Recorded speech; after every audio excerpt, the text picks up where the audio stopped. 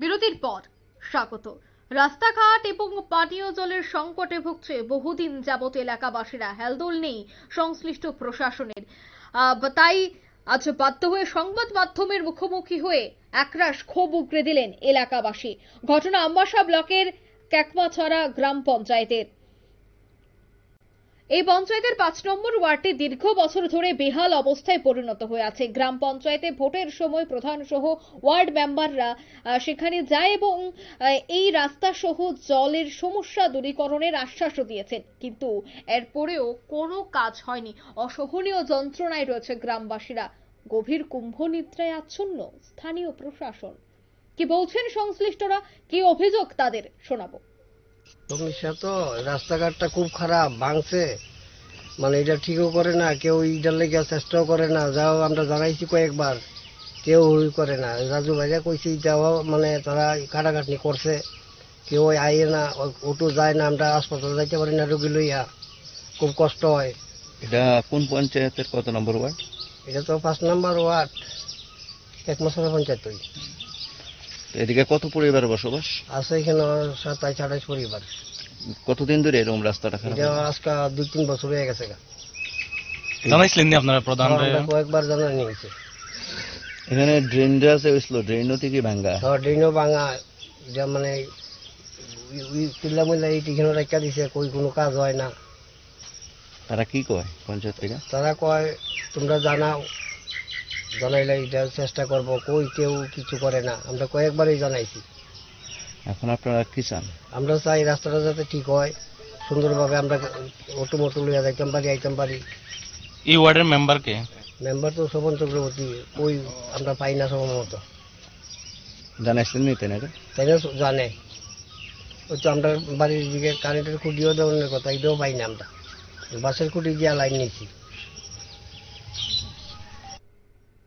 আপনারা শুনলেন এলাকাবাসীদের অভিযোগ। তারা রীতিমতো অভিযোগ করছেন যে বহুদিন যাবৎ পানীয় জলের সংকট রয়েছে, রাস্তা বহুদিন যাবৎ খারাপ। অন্যদিকে বর্ষার মরশুম চলছে, তাই এই বর্ষার মরশুমে সেই রাস্তা আরো বেহাল আকার ধারণ করে, আরো বিভৎস আকার ধারণ করে, কিন্তু সেই জায়গায় কেন হেলদোল নেই স্থানীয় প্রশাসনের?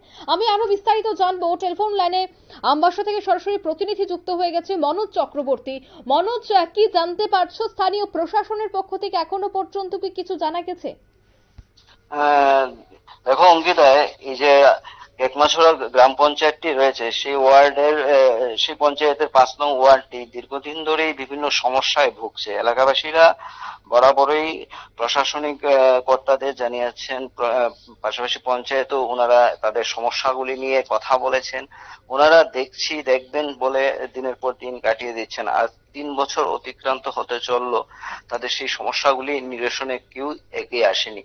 যেমন রাস্তাঘাট বর্ষার সিজনে একদম ভেঙে যাচ্ছে। তাদের দাবি রাস্তাঘাটে যেহেতু ভেঙে যাচ্ছে সেটা সংস্কার করা হোক, বা যে সকল জায়গায় রাস্তাঘাট ভেঙে গেছে সে জায়গাতে প্যালাসিটিং দেওয়া হোক। তারপর জলের যে সমস্যাটা রয়েছে, বছর ২-১ আগে সেখানে একটা জলের উৎস তৈরি করা হয়েছে, কিন্তু সেই কাজটি অর্ধসমাপ্ত রেখে রাখা হয়েছে, সেটাও জল দেওয়া হচ্ছে না। জল জীবন মিশন থেকে সেখানে প্রকল্প হাতে নেওয়া হয়েছে, কিন্তু সেটা এখনো এই ৫ নং ওয়ার্ডবাসীরা তারা সেই সুফল এখনো পাচ্ছেন না। এরকম বিভিন্ন ধরনের সমস্যা তাদের গ্রামে রয়েছে। সেই বিষয়টা তারা আমাদেরকে জানিয়েছেন, প্রশাসনকে জানিয়েছেন, কোনো প্রশাসন কোনো সদুত্তর দিচ্ছে না। সামনেই স্তরীয় পঞ্চায়েত নির্বাচন আসছে, সেই দিকগুলি ভাবা দরকার তারা মনে করছেন। না হলে তারা আগামী দিনে বৃহত্তর আন্দোলনে যাবেন, সেই জিনিসটা আমাদেরকে জানিয়েছেন গ্রামবাসীরা। অঙ্কিতা। মনোজদা, এই যে পরিস্থিতি বা এই যে সমস্যা, কত বছর যাবৎ তারা এই সমস্যার সম্মুখীন? আজ থেকে প্রায় ৩ বছর ধরেই তারা এই সমস্যাটা দেখছেন। কারণ গত পঞ্চায়েত নির্বাচনে যখন বর্তমান পঞ্চায়েতের নির্বাচিত সদস্য বা প্রধান যিনি রয়েছেন ওনারা গিয়েছিলেন, ভোট ভিক্ষা চাইলেন গ্রামবাসীদের সাথে, তারা সেই পঞ্চায়েত দখল করেছে। বর্তমান শাসক দল তাদের অধীনে রয়েছে পঞ্চায়েত, কিন্তু ভোট পেরিয়ে যাওয়ার ৩ বছর কিন্তু তাদের সেই সমস্যাগুলি আজও সমাধান হয়নি। একদমই। তাহলে মনোজদা, কি মনে হয় এই গাফিলতি রয়েছে আধিকারিকদের, যার জন্য বিভিন্ন সমস্যায় পড়তে হচ্ছে এলাকাবাসীদের?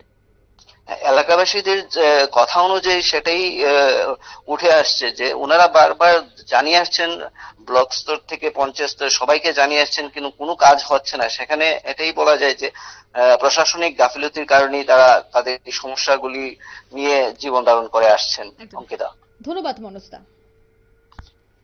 অর্থাৎ ইতিমধ্যে এলাকাবাসীরা অভিযোগ করছেন যে বিগত ৩-৪ বছর যাবত এই সমস্যা রয়েছে। বহুবার পঞ্চায়েতকে জানানোর পরেও কাজের কাজ কিছুই হচ্ছে না। আগামী দিনে যদি এই সমস্যা সমাধান না হয় তবে তারা বৃহত্তর আন্দোলনে সামিল হবে। সামনেই রয়েছে পঞ্চায়েত নির্বাচন, আর তারই আগে এই ধরনের বিভিন্ন খবর রীতিমতো কিন্তু প্রশ্ন উঠতে শুরু করেছে। যেখানে প্রধানমন্ত্রী অটল জলধারা যোজনা রয়েছে, যেখানে প্রধানমন্ত্রী সড়ক যোজনা, একাধিক প্রকল্প রয়েছে, সেই জায়গায় আধিকারিকদের চরম গাফিলতি, আর সেই গাফিলতির খেসারত ভুগতে হচ্ছে এলাকাবাসীদের। নিয়ে নিচ্ছে ছোট্ট একটি বিজ্ঞাপন বিরতি, সঙ্গে থাকুন।